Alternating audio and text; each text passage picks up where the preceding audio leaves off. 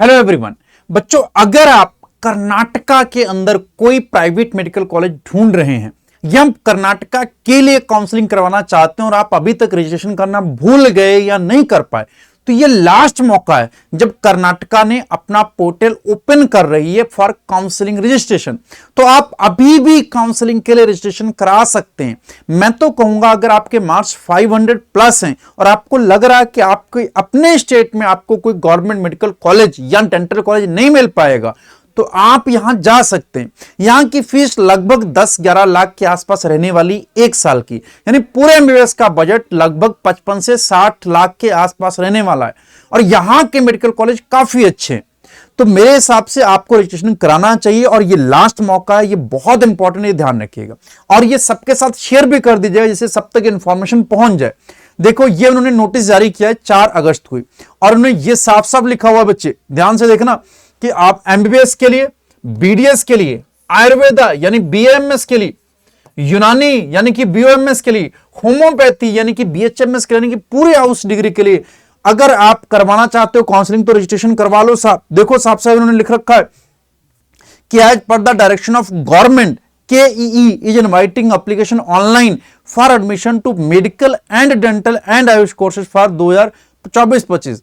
The candidate who has scored more than or equal to the prescribed minimum score in NEET UG 2000 only are eligible to register। वो तो सब ठीक है साहब।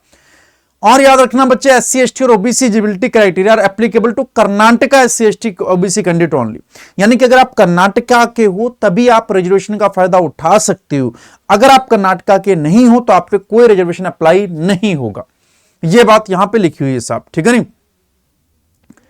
अब और देखो, उन्होंने कहा कि रजिस्ट्रेशन से पहले साहब आप सारे एलिजिबिलिटी क्राइटेरिया को पढ़ लें वेबसाइट पे जाके। अब नॉन कर्नाटका स्टूडेंट के लिए अलग से इंस्ट्रक्शन दे रखे हैं कि नॉन कर्नाटका हुआ qualified 2024 NEET, they have to first register through online in KI web portal if not registered earlier in KI। अगर आप रजिस्टर कर चुके हैं तो दोबारा रजिस्ट्रेशन की जरूरत नहीं है, नहीं किया तो भैया जाके कर लो, ठीक है नहीं।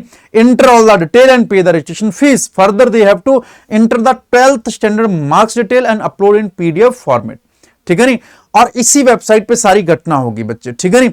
एक बात इंपॉर्टेंट, ये कब से कब तक ये लिंक ओपन रहेगा ये देखो साहब, साफ साफ लिखा हुआ कि रजिस्टर लिंक ओपन रहेगा, दैट इज द 7 अगस्त से लेके 9 अगस्त तक, यानी सिर्फ 2 दिन के लिए ही लिंक ओपन होगा और 7 अगस्त को सुबह 11 बजे लिंक ओपन हो जाएगा। सर ये लिंक कहां मिलेगा जिसकी आप बात कर रहे हो? बेटा इस वेबसाइट पे जाओगे, ये वेबसाइट है, यहीं पे लिंक ओपन होगा न्यू रजिस्ट्रेशन के लिए। 7 अगस्त को लिंक खुलेगा, 9 अगस्त को क्लोज हो जाएगा। इसके अलावा आपको और कोई टाइम नहीं मिलने वाला इसके बाद रजिस्ट्रेशन के लिए। और जो लोग बीएमएस की काउंसलिंग भी यहां पे कराना चाहते हैं भैया, वो भी अपना रजिस्ट्रेशन कर लो इस वेबसाइट पे जाके, ये लास्ट मौका है बच्चों। और कोई भी आपको अपडेट की जरूरत होगी तो आप इस चैनल को सब्सक्राइब कर लीजिए, बेल आइकन दबा लीजिए, जिससे कोई भी नोटिफिकेशन आएगा मैं आपको अपडेट दे दूंगा। और कोई भी काउंसलिंग रिलेटेड क्वेरी होगी तो उसे कमेंट करना मत भूलिएगा। थैंक यू, जय हिंद।